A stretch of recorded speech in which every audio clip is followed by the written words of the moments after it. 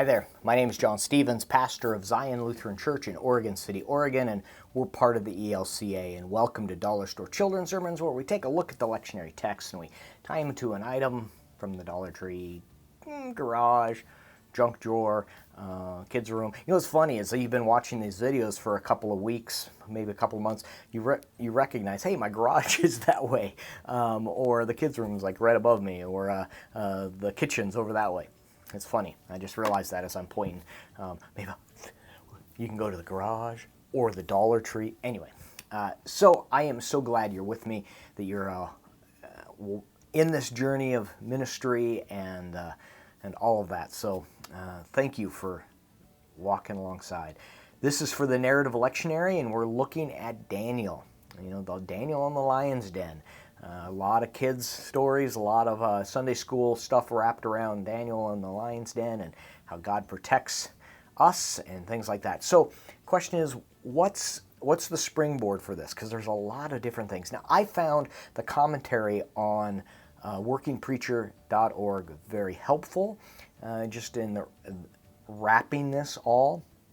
And so, the springboard that I'm thinking about for this text is getting a cardboard box, or getting a piece of cardboard and drawing on the cardboard footprints.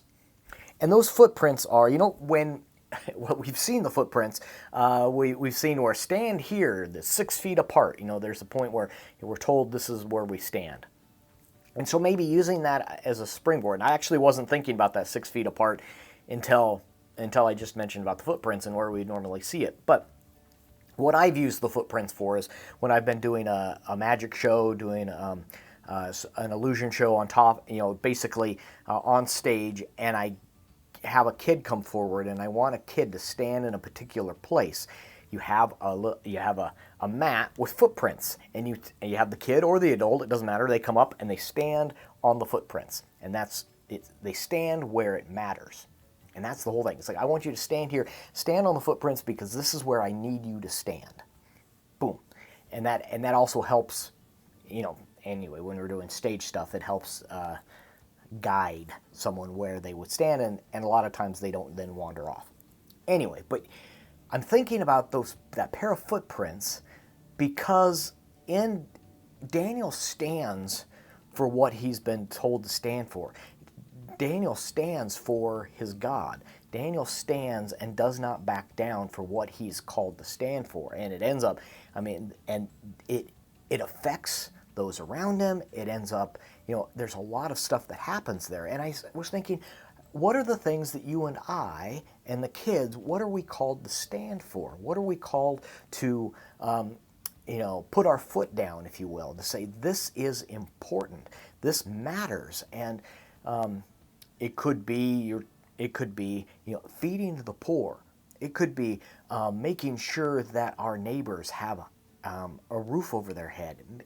Making sure that when I go out, I'm wearing my mask because I'm thinking about the person across the street. I'm thinking about the most vulnerable. Those are things where we take a stand and we say, this is important, and I do this because this is what I'm called to do as a child of God. I stand for the oppressed. I stand against racism. I stand, all of that. And when we talk about this, is stuff kids get. And sometimes we might think, oh, I don't want to talk about this because kids won't understand it. They do. They know, and they.